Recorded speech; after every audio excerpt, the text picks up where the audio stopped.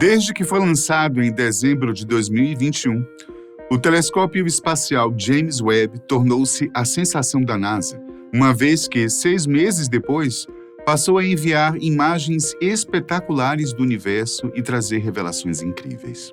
O objetivo principal do telescópio é descobrir o passado do universo, trazendo aos cientistas informações que possam ser relevantes na descoberta de nossas origens. Afinal, o que há na borda do universo? Estamos preparados para saber o que vem por aí? Eu te convido a vir comigo nessa viagem fantástica, a fim de conhecermos o que o James Webb já nos apresentou até agora e saber o que ele viu lá nos confins do universo.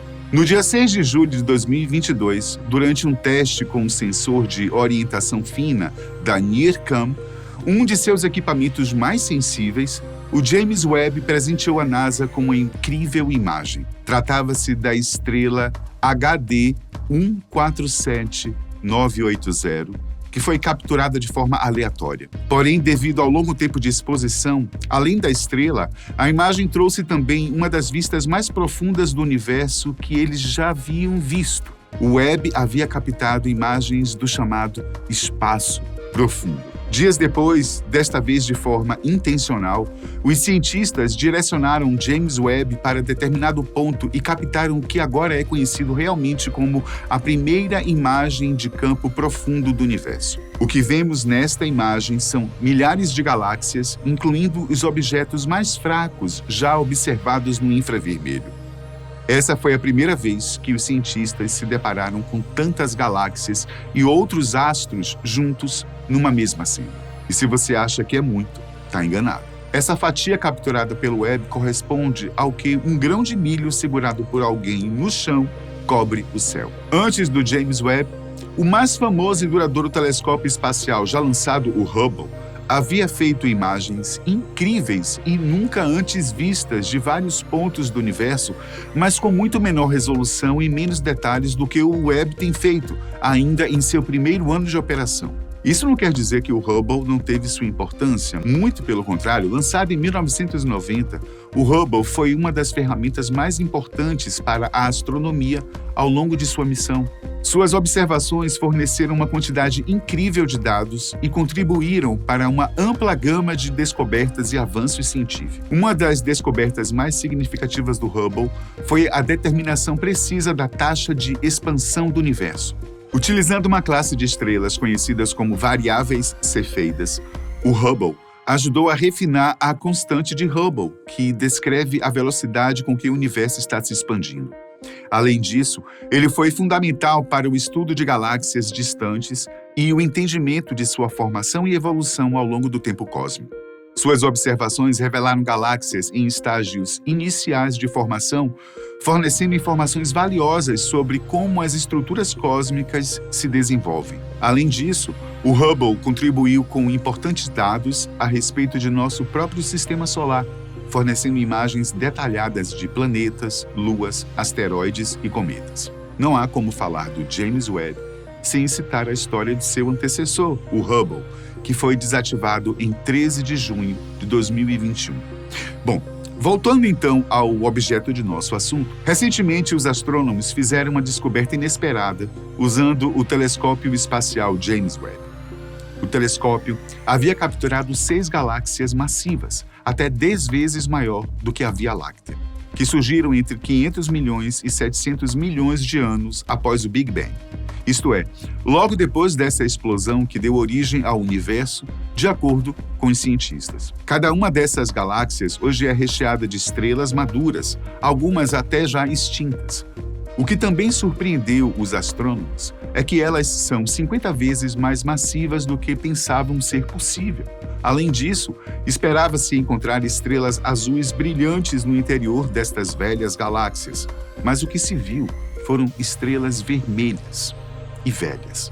Mas por que esperar que as estrelas de galáxias distantes sejam azuis brilhantes? Bom, gente, para começar, as estrelas azuis brilhantes são muito quentes e massivas, que têm uma vida relativamente curta e produzem muita radiação.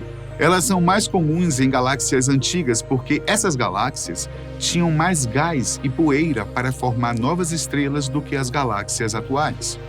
As estrelas azuis brilhantes também tendem a morrer em explosões violentas chamadas de supernovas, que enriquecem o meio interestelar com elementos pesados. Esses elementos podem formar planetas e estrelas de gerações posteriores, que são mais vermelhas e frias.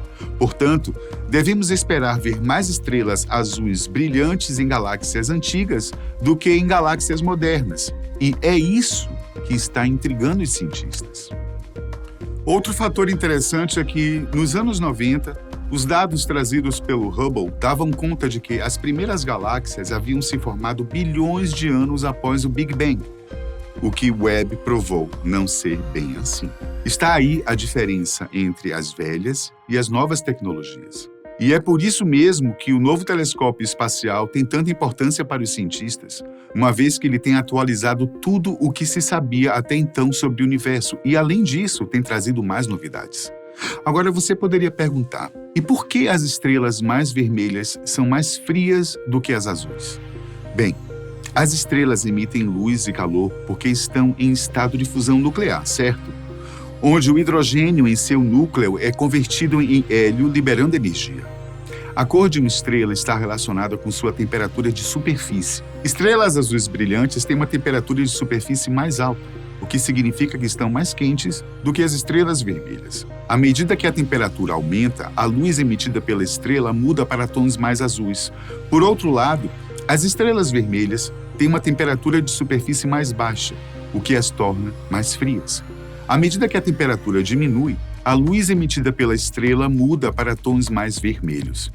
De qualquer forma, essa descoberta desafia toda a compreensão fundamental da formação e evolução das galáxias. Outra descoberta feita por uma equipe de pesquisa na Suíça, liderada por Simon Lilly, da ETH Zurich, parece explicar o porquê dessas antigas galáxias ainda não terem sido adequadamente datadas. Segundo seus estudos, as estrelas das galáxias emitiram luz suficiente para aquecer e ionizar o gás ao seu redor, limpando nossa visão coletiva ao longo de centenas de milhões de anos. O universo teria passado por um período chamado da Era da Reonização, uma espécie de auto-reset, que fez o cosmos passar por mudanças dramáticas. Ele funciona mais ou menos assim.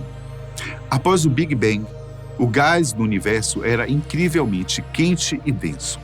Ao longo de centenas de milhões de anos, o gás esfriou. Então, o universo clicou em reiniciar. O gás voltou a ficar quente e ionizado, provavelmente devido à formação das primeiras estrelas nas galáxias e, ao longo de milhões de anos, tornou-se transparente. De acordo com Daichi Kashino, da Universidade de Nagoya, no Japão, e um dos integrantes da equipe de Lilly, o Webb não apenas mostrou claramente que essas regiões transparentes são encontradas em torno das galáxias, como também permitiu que se medisse o tamanho delas. Com os dados de Webb, estamos vendo galáxias reionizar o gás ao seu redor, disse o cientista. Segundo os dados do James Webb, as galáxias são geralmente cercadas por regiões transparentes com cerca de 2 milhões de anos-luz de raio. O telescópio testemunhou galáxias no processo de limpeza do espaço ao seu redor no final da Era da Reionização. Para colocar isso em perspectiva, a área que essas galáxias limparam é aproximadamente a mesma distância do espaço entre a nossa galáxia, a Via Láctea, e a nossa vizinha mais próxima, Andrômeda. Agora, que tal falarmos sobre a galáxia mais antiga e mais distante já descoberta pelo James Webb e o que isso importa para a ciência? Batizada de CERS 93316, essa galáxia está a incríveis, pasmem, 35 bilhões de anos-luz de distância. E é, sim, considerada a galáxia mais distante já encontrada e, portanto, a mais antiga de todas elas. Pelo menos até segunda ordem. Agora você deve ter ficado com o cérebro meio bugado, não? Já que a ciência estima que o universo tem 13,8 bilhões de anos-luz. Bom, vamos então à explicação desse fenômeno.